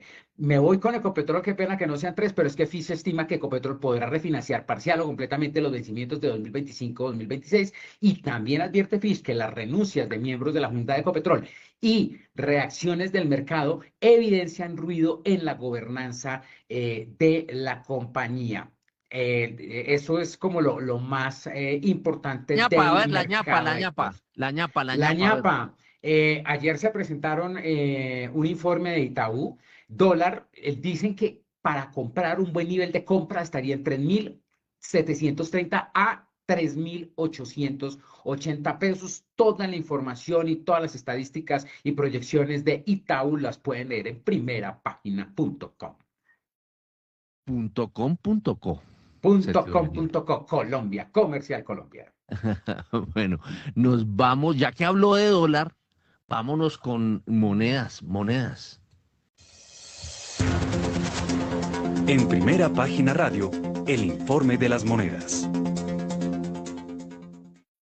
Buenos días, Héctor. De igual manera para los analistas, los compañeros y los oyentes, a las 7:37 les cuento que la tasa representativa del mercado que rige este viernes 31 de octubre es de 3.870 pesos con 42 centavos. Con respecto al anterior, tuvo un retroceso de 14 pesos con 87 centavos, o un 0,38%, teniendo en cuenta que la referencia anterior era de 3.885 pesos con 29 centavos. El dólar en el spot en la jornada anterior cerró en 3.863 pesos, cayó 10 pesos, teniendo en cuenta obviamente que el cierre anterior había sido de 3.873 pesos. Ya en la modalidad Next Day vimos un dólar cerrando sobre los 3.862 pesos, es decir, que si se compara el Next Day versus el spot, apenas hubo una caída de un peso, algo leve. Y en cuanto a la revaluación año corrido, ya llegamos al 12,22%, aumentó con respecto también al registro anterior, y la revaluación en los últimos 12 meses ya llegó al 12,30%, también aumentando 33 básicos en este caso. Bueno, dejemos que sea Juan Esteban Carreño de Sura Investment quien nos diga cómo está viendo el dólar.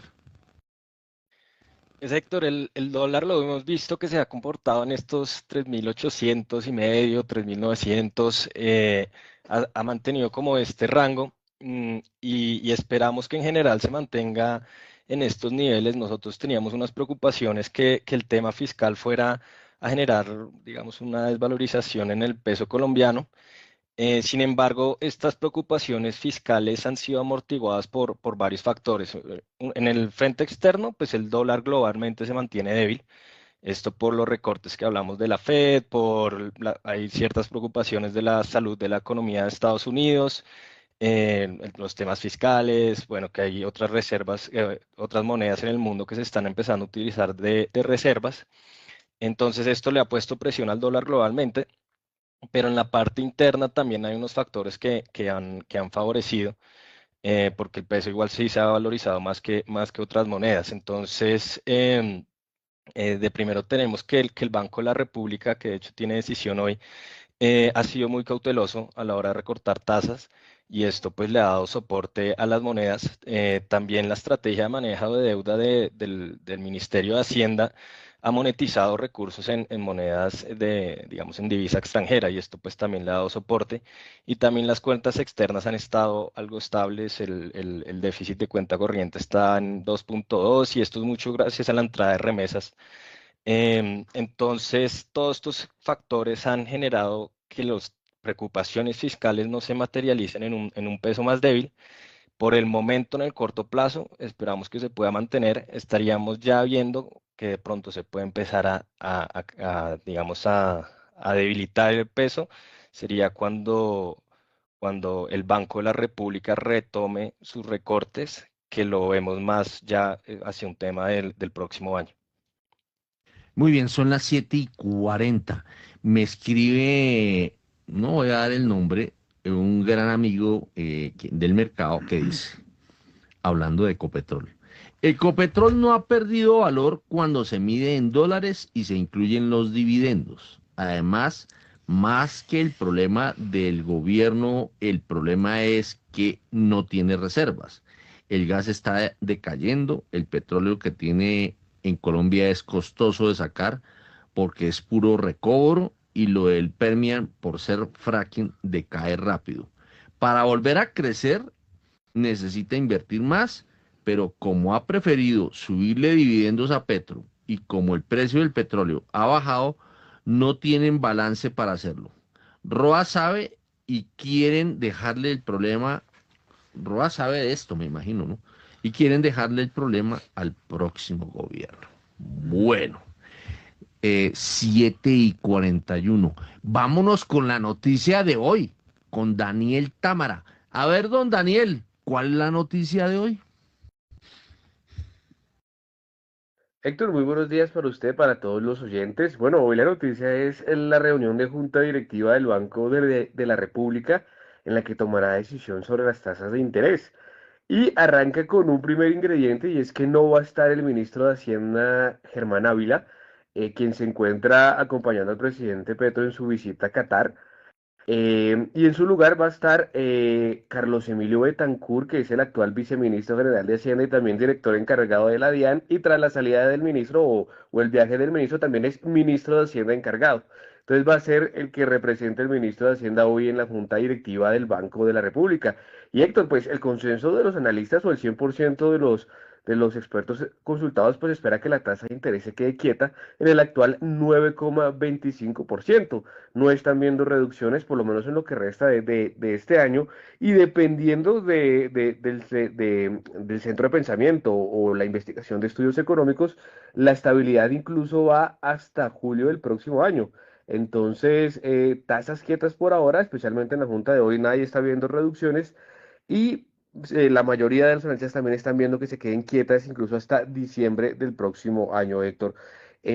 Bueno, no más ingredientes por ahora, van a participar pues los mismos, el gerente, los 5 codirectores, y pues la expectativa es esa, Héctor, estabilidad en el 9,25%. Oiga, usted ya no está ahí pendiente en la entrada del Banco de la República como en aquellos diciembres. No, y yo no he vuelto tampoco, ¿no? Allá nos veíamos a la entrada. Así es, desde las 6 de la mañana. Desde las 6 de la mañana, dice. Bueno, a ver.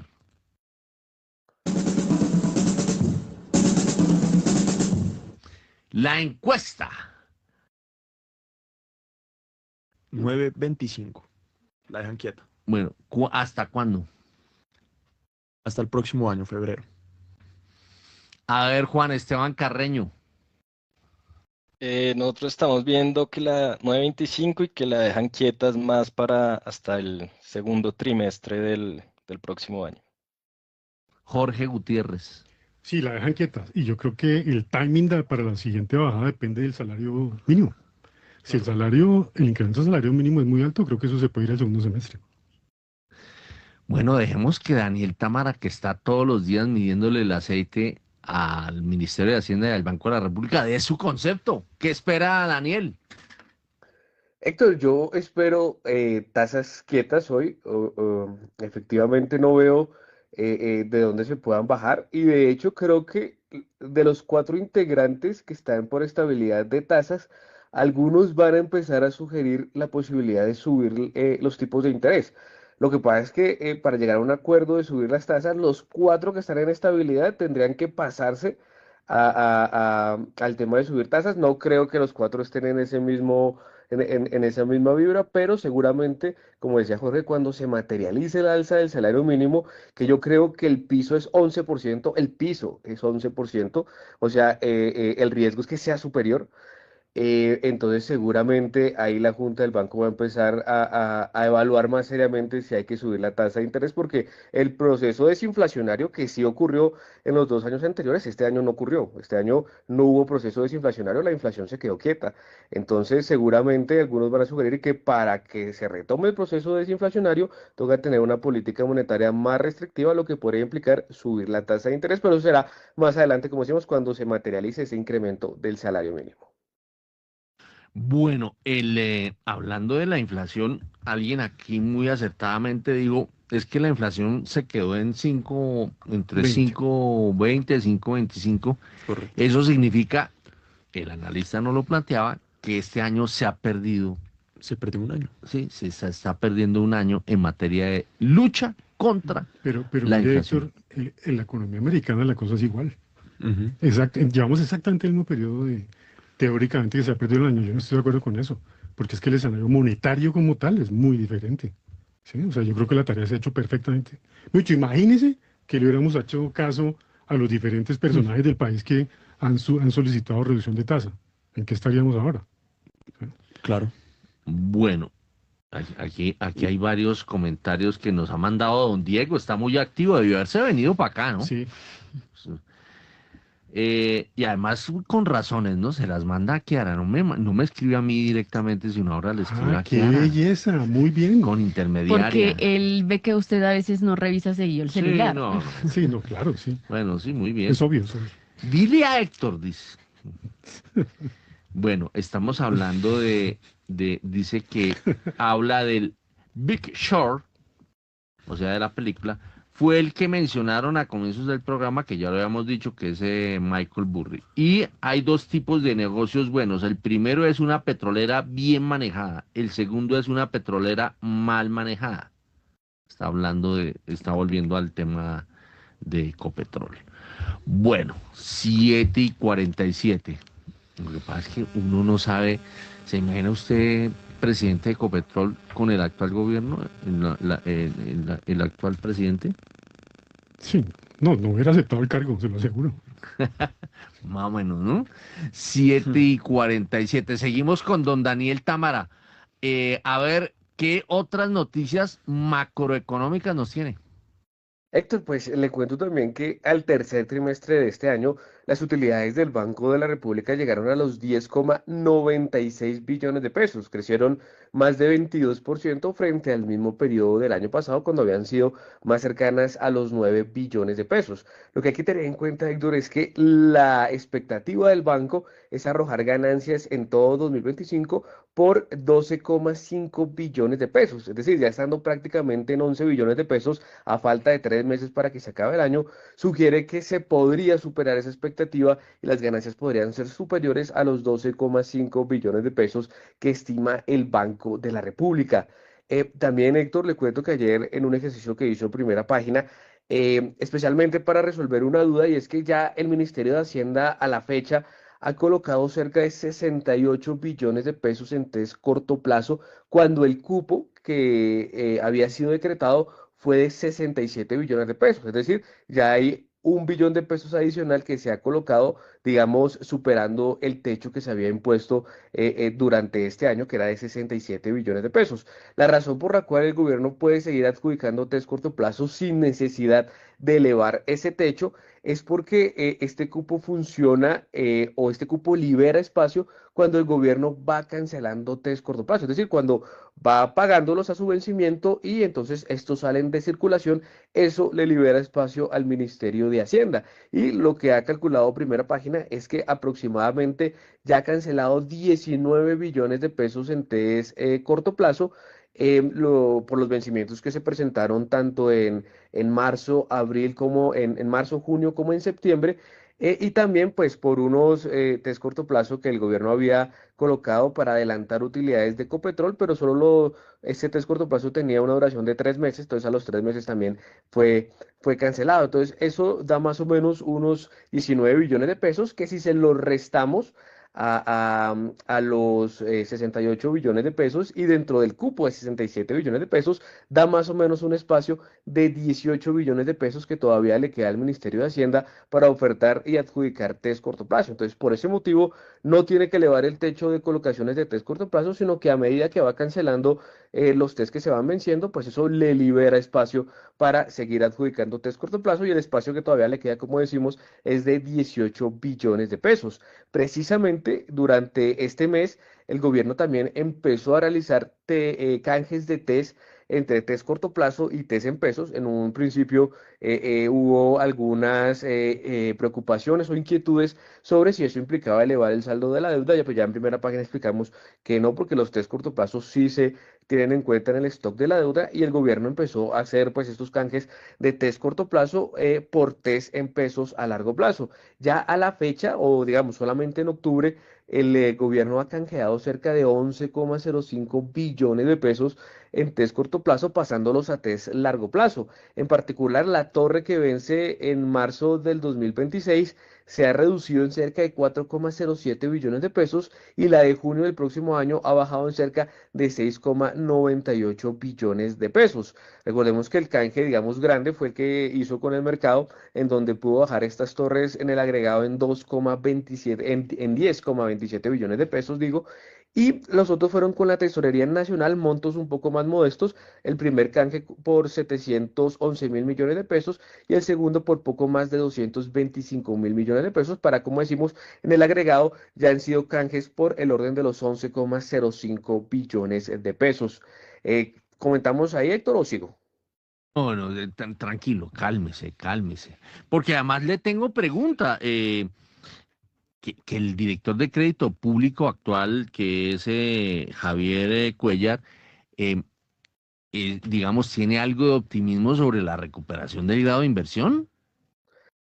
Sí, Héctor, pero ahí depende es de que él continúe como director de crédito público. Él dijo, pues su expectativa es bajar la carga de intereses y el nivel de deuda, pero para recuperar el grado de inversión eso sería ya una tarea más hacia el 2030, que se conseguiría en caso de que el director de crédito público pues siga siendo el director de crédito público en el próximo gobierno, porque pues si ya llega otra persona y empieza a tener ideas diferentes o a no seguir la línea que ha mandado a Javier Cuellar, en el contexto de las declaraciones que ha dado el director de crédito público, quiero decir, la expectativa cambiaría totalmente. El director de crédito público cree que sí se puede recuperar, pero necesita más tiempo del que tiene este gobierno. Entonces, ahí ese tema iría de la mano con que el director de crédito público siguiera en su cargo y pues es un tema que seguramente pues no se va a dar cuando haya cambio de gobierno. 7:52, para que vaya tomando atenta nota Juan Esteban Carreño de Sura Investment, porque le quiero preguntar sobre estas operaciones que viene haciendo el gobierno con los test. Hablaban de los test de corto plazo y bueno, todos estos pequeños canjes que se vienen dando y que estaba relatando don Daniel. Quiero poner en contexto lo que escribió para Primera Página José Miguel Santamaría, quien fue corredor de bolsa durante mucho tiempo. Y tituló el escrito "El riesgo del rollover de la deuda pública". Como si todo lo anterior no fuera lo suficiente, este es un extracto de su columna, no, como si todo lo anterior no fuera lo suficientemente preocupante, bajo la administración del presidente Gustavo Petro se ha generado un riesgo adicional que seguramente no le tocará afrontar a este gobierno, sino al que gane las elecciones en 2026. La Dirección de Crédito Público del Ministerio de Hacienda ha realizado algunas operaciones tendientes a disminuir la deuda como porcentaje del PIB y a reducir el monto del pago de intereses. A simple vista, esto parece loable, pero lo que no se cuenta es que para lograrlo se están asumiendo riesgos adicionales. Y señala que los vencimientos de deuda para el año entrante superan los 130 billones de pesos, una cifra nunca antes vista. Aunque esa deuda no deba cancelarse completamente, sí debe hacerse un rollover, es decir, recolocarla. Seguramente los mercados nos cobrarán esta irresponsabilidad, dice José Miguel Santamaría, exigiéndonos mayores tasas de interés. A ver, ¿usted cómo está viendo la cosa, Juan Manuel? Porque me quedó sonando en mi cerebro que el comportamiento del dólar, entre otras, se debe a las operaciones que ha hecho la Dirección de Crédito Público. ¿Usted cómo ve todo este rollo y desde una postura de mercado, cómo ha visto el manejo que le ha dado el director de crédito público al tema del endeudamiento colombiano? Sí, Héctor, entonces, bueno, una de las primeras cosas que dijo Cuellar cuando entró como director es que quería cambiar la estrategia que estaba utilizando el gobierno, que era pedir deuda a largo plazo, porque a medida que se pedía y se pedía deuda a largo plazo, pues la curva se iba empinando cada vez más, y por lo tanto el Estado se estaba endeudando a unos niveles muy caros. Y entonces, dentro de su estrategia, pues uno de los objetivos era precisamente aplanar esa curva, es decir, bajar los rendimientos o sea, bajar las tasas de largo plazo, y esto pues lo ha hecho a medida de los canjes que ha hecho, de las deudas en otras monedas. Digamos que toda la estrategia y todos los elementos que tiene, lo que ha hecho es que la curva se haya aplanado. Aquí también cabe resaltar que se alinearon como las estrellas a su favor, y es que el componente externo, o sea, todo lo que está pasando globalmente, pues hay un apetito importante por lo que es la deuda emergente, y la debilidad del dólar pues también ha ayudado. Entonces digamos que eso le ayudó a lograr su estrategia de aplanamiento de curva, y decir que ya no se quería endeudar pues en esos niveles. Dentro de los objetivos que él planteaba es precisamente bajar lo que se tenga que pagar por deuda, bajar los costos de financiamiento, mejorar la caja, em, pero pues todo esto viene también con unos riesgos. Por el momento se puede decir que lo ha logrado. mucho de las, digamos, que se ven reflejados en el mercado es porque él mismo digamos, invertido en el mercado, intervenido en el mercado. Esto pues hace que la formación de precios no esté tan clara, entonces no se sabe cuántos de los factores externos, cuántos porque el ministerio ha comprado. Digamos que tocaría ver ya después de que el ministerio para intervenir cómo se da esta formación del precio, pero por el corto plazo se han logrado pues esos objetivos que se ha planteado, pero vienen los riesgos que mencionaban y pues nosotros lo vemos en uno, ese riesgo de rollover, o sea, de refinanciamiento, que en el momento que toque salir a sacar nueva deuda, las tasas estén mayores y pues sea más costoso. Otro, el riesgo cambiario, que pues se ha hecho con distintas monedas y que el peso pueda estar desvalorizado o que la deuda que se ha, digamos, obtenido en una moneda, él lo que habla es que es dólar contra suizo, no peso contra franco suizo, pero igual ahí hay cierto riesgo cambiario.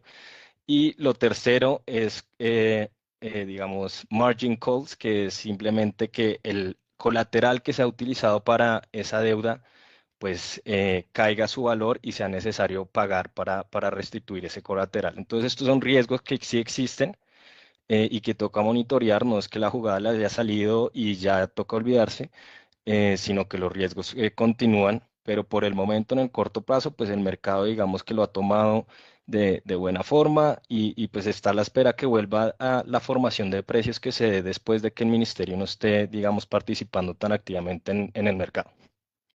Muy bien, son las 7 de la mañana y 58 minutos. Hay que decir que hace poco el exministro de Hacienda de este gobierno, el primer ministro de Hacienda de este gobierno, José Antonio Campo, apoyó el manejo que le ha dado Cuéllar, el director de Crédito Público, al endeudamiento colombiano. Queda un minuto para las 8. Vaya mirando el reloj. Y Juan Camilo levantó la mano, entonces pues... Héctor, es más, y le voy a dar la opción de que él ahora. Listo, perfecto. Héctor, en realidad el problema estructural está en el gasto. El gobierno ha aumentado el gasto en funcionamiento más de 100 billones de pesos y a veces se escuda en que eso parte de las transferencias y otros gastos inflexibles. Solamente el gasto de personal ha aumentado en 30 billones de pesos. Contratos de prestación de servicios, según el último dato, 6 billones de pesos. Adquisición de bienes y servicios, 5 billones de pesos. Ahí usted va más de 40 billones de pesos. Recuerde lo que la CARF dijo hace unos meses en torno a la discusión del presupuesto general de la nación, que lo recomendable es recortar 46 billones de pesos.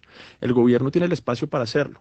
Y estas quizás operaciones de crédito público pueden estar bien intencionadas, pero lo cierto es que el problema estructural sigue vigente. Y para eso lo que se debe hacer es tener un Estado más austero, recortar gastos con el fin de que ese déficit y por lo tanto la senda de deuda se reduzcan. Y bueno, son las 8 de la mañana.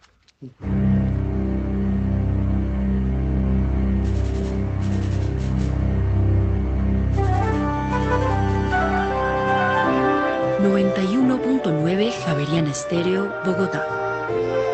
HJKZ. Sin fronteras.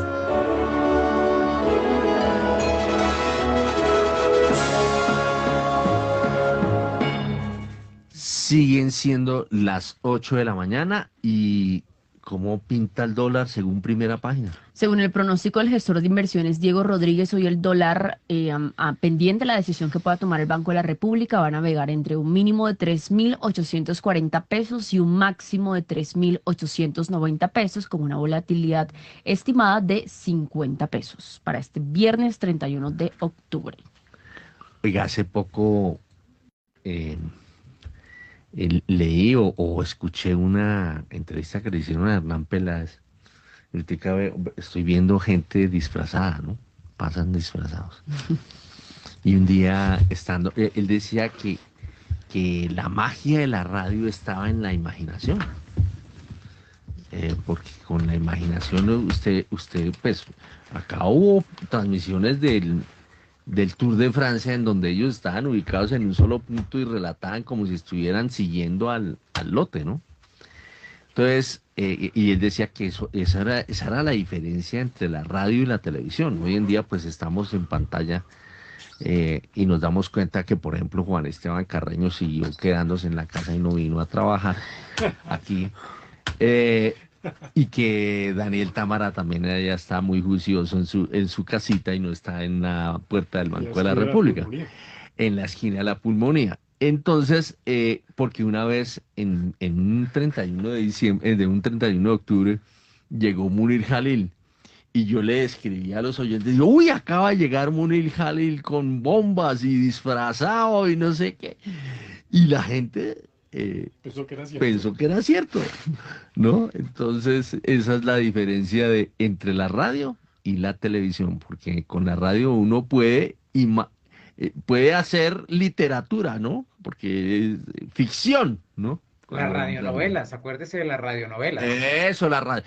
Muy buen punto, don Edgar Leighton. Sí, señor, lo de las radionovelas era pura imaginación, ¿no? Era buenísimo. Y había radioteatro, ¿no? En los radioteatros, pues, imagínense, uno veía cómo era que se daban los besos, ¿no? ¿no? Sonaba eso buenísimo. Bueno, a ver, regresemos con Daniel Támara, a ver si se le quedó alguna ñapa por ahí.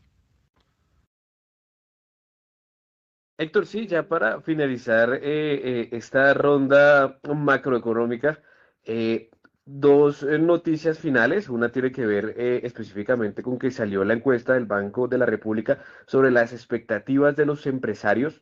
En primer lugar, esta encuesta muestra que cerca del 63,4% de los empresarios espera tener mayores ventas en los siguientes 12 meses frente a las registradas en el año reciente. Este porcentaje aumentó con relación al 62,5% observado en la medición inmediatamente anterior. Lo llamativo también es que el 52,5% de los empresarios en Colombia que participaron en esta encuesta del Banco de la República asegura que el aumento de los precios de sus productos en los próximos 12 meses será mayor al observado en el reciente año, es decir, van a seguir subiendo sus precios aún más de los que lo han subido en este año. También le cuento, Héctor, que Hacienda colocó cerca de 5,8 billones de pesos en subastas de test en octubre de 2024. Este es el mayor monto para un octubre, porque recordemos que siempre octubre marcaba como el final del cronograma de subastas de test y ahí se terminaban adjudicando bonos en la primera o en las dos primeras semanas del mes. Este año, como fue diferente, este año se alargó el cronograma de las subastas de test y va a ir hasta diciembre seguramente. Pues en octubre se colocó, digamos, lo que se coloca normalmente en un mes, que son más o menos entre 5 y 6 billones de pesos, pero para un octubre termina siendo el dato más alto. También le cuento, Héctor, que al corte del 10 de octubre, las reservas internacionales de Colombia llegaron a los 65.835 millones de dólares, lo que implicó un ascenso de más de 4% anual y un crecimiento año corrido, es decir, entre diciembre del año pasado y el 10 de octubre de este año, de 3.354 millones de dólares. Y un último dato que es que ya llegó al Congreso de la República el proyecto de ley que propone un nuevo régimen sancionatorio en materia aduanera. Muy bien, son las 8:05, abrió el dólar. A esta hora, abren los mercados en Colombia. Leve subida del dólar en la apertura de esta jornada, 3.865, sube 2 pesos frente al cierre que tuvo el spot de ayer, que fue de 3.863. Dólar en Colombia a esta hora, 3.865 pesos. Yo pensé que ese cuento no lo iba a echar Nicolás Espinosa, pero no lo veo. Obviamente que es mejor con la voz de Kiara, pero bueno. Muy bien, 8:06 a.m. Nos vamos con Juan Esteban Carreño para que nos diga cómo pinta el dólar, cómo está viendo el dólar para la jornada de este último día de octubre. Bueno, Héctor, la verdad, pues hoy las miradas van a estar en la reunión del Banco de la República. Ya las expectativas están en que pues no van a haber recortes. Sin embargo, los detalles pues sí pueden dar bastante luz o pueden afectar los mercados. En un Banco de la República que dentro de los detalles o dentro de las votaciones se vea ya con menos intención de recortar en el futuro o que ya haya un quinto director que se pase a decir que no hayan recortes, pues eso le daría fortaleza al peso colombiano. Y lo mismo pues en el sentido opuesto, pero por el momento es revisar los detalles de lo que pueda pasar con la reunión de hoy. 8:07. A ver, rapidísimo, don Jorge Gutiérrez. Pues mire... No le va a preguntar del dólar. Ok. Sigue. No le va a preguntar del dólar. Hace 15 años, usted un 31 de octubre, ¿cómo cuadraba? Y que fuera fin de mes, viernes, a punto de irse a puente, ¿usted qué? ¿Cerraba el chuzo a qué horas? Como a mediodía. No, pues es que no era por el puente ni esas cosas. A mediodía ya el 31 de octubre ya todo estaba cuadrado desde el jueves. O sea, ya todo está organizado para el ¿Hoy por qué no es así? Sí, yo creo que eso no ha cambiado mucho, Víctor. Bueno, lo que pasa es que vivíamos una situación, digamos, social del mercado muy distinta. Hoy en día, pues buena parte de la industria bursátil desapareció y digamos, la manera como se manejan hoy día, digamos, hasta la misma remuneración de los corredores y los traders cambió. Hoy en día no es ni parecido. Y la cultura como tal, esa cultura, digamos, de intercambio social y esas cosas que había en un momento, pues eso desapareció. Hoy en día la gente es, yo diría, un poco más formal, más banqueros, digámoslo así. Pero yo creía que eso no ha cambiado mucho. Hace 15 años ya estaríamos organizando el evento social del día. Ya estaría todo armado. O armando el paseo. Sí, pero hablando de lo social, digámoslo, como no siempre es puente, de la industria como tal, del comportamiento, yo diría que sería así. Hoy hay puente por conciencia. Entonces, ya todo está organizado, entonces, inclusive hoy. ¿Sí?